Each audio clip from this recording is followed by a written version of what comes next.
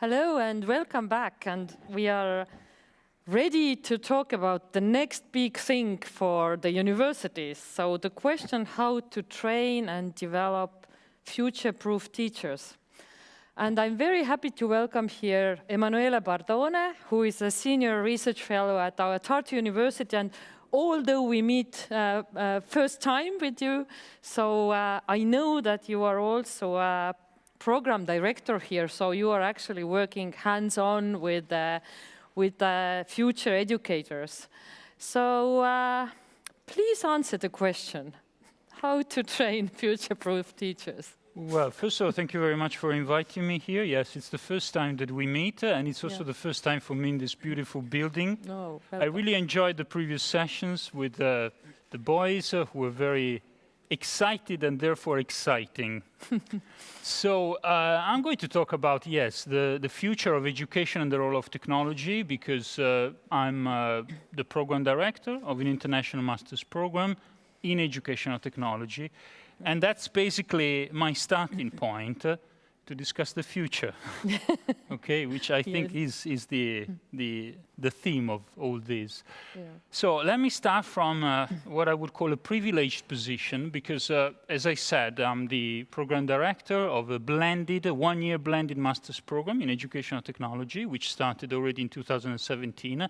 And you see the four cohorts of students who had already completed 1 year. It's a privileged position because we are basically dealing with education and as well as technology, and they are both dealing in their own way with the future. Education is the future, is all about the future of future citizens, whereas technology is often associated with technological innovation, so the tools of tomorrow. Yeah.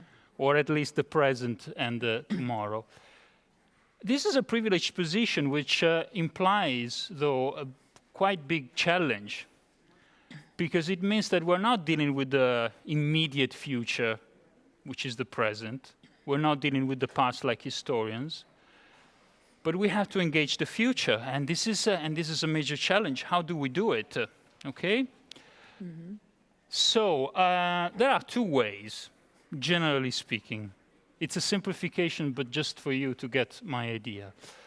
One way is essentially to pretend that the future will be the same as the past. Mm-hmm. This is often what also scientists do, because what they usually do is to extrapolate patterns from the past and project it onto the future, which means that, of course, the future is not significantly different from the past, as I said, and we rely on certainties.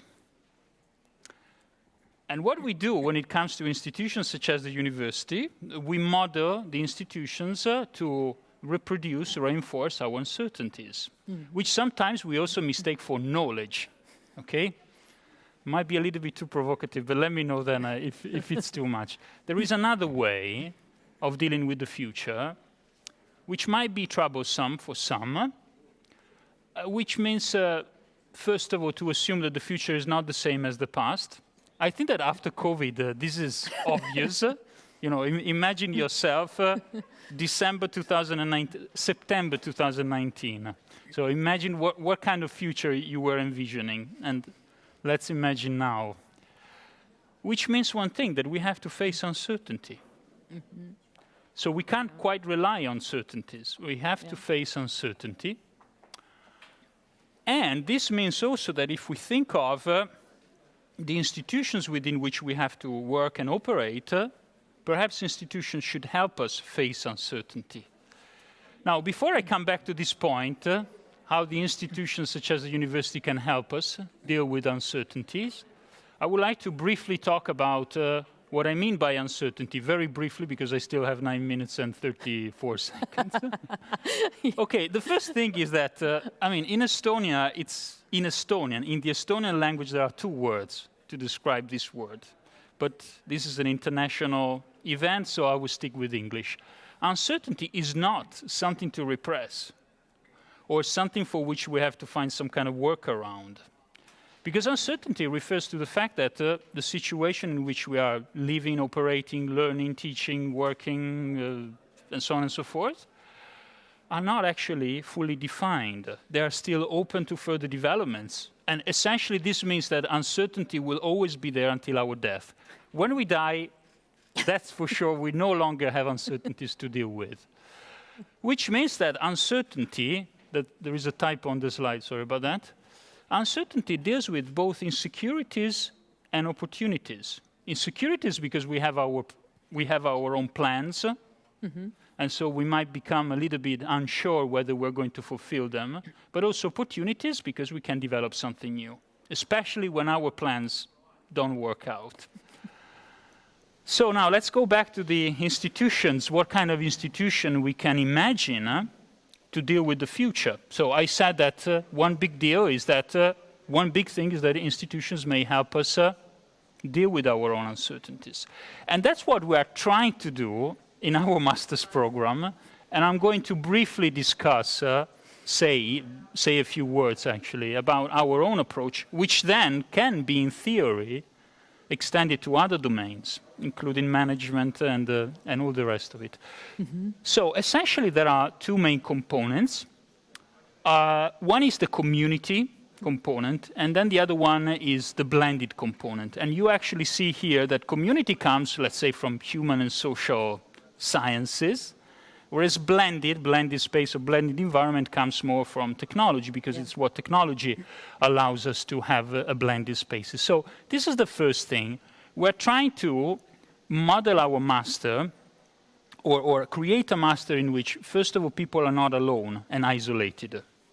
And this goes beyond cooperation, communication, blah, blah, blah. That's the context of everything, creativity, planning, engineering, whatever. And then a blended spaces, because thanks God we can use technology to stay in contact in spite of certain barriers. So now I'm going to briefly exemplify what this means concretely in a master's program. We still have 6 minutes and 50 seconds, so... I'm watching. You watch. I can slow down now. I can slow down because I'm almost there. So what does that mean? Well, the first thing, and this I think is, you might be familiar with, is switching from outcomes to processes. Okay. In this case, outcomes might be also related to learning outcomes. All these fictional outcomes that we have to write down on the course description, which indeed are useful because they communicate intentions, sometimes also hopes.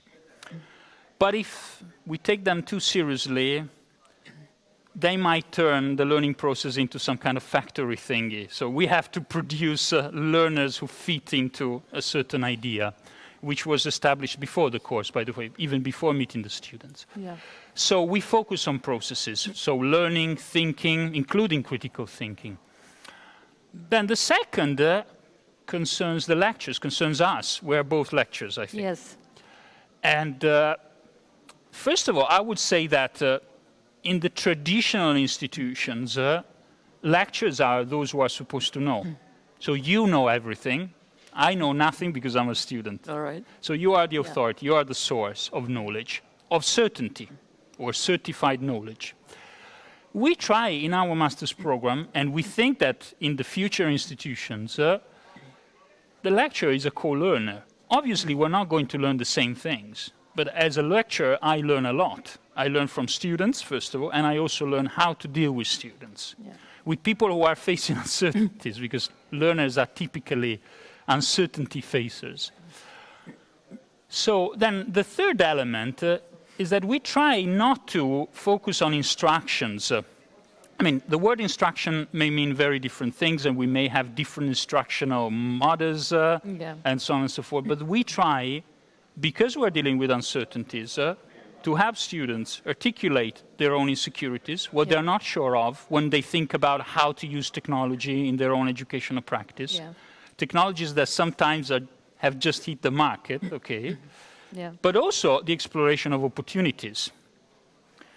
And this is actually very important, and I think that this whole building is built on the idea that we have to explore, we can explore opportunities. And we do it together. This is actually something that I will go back to in a second.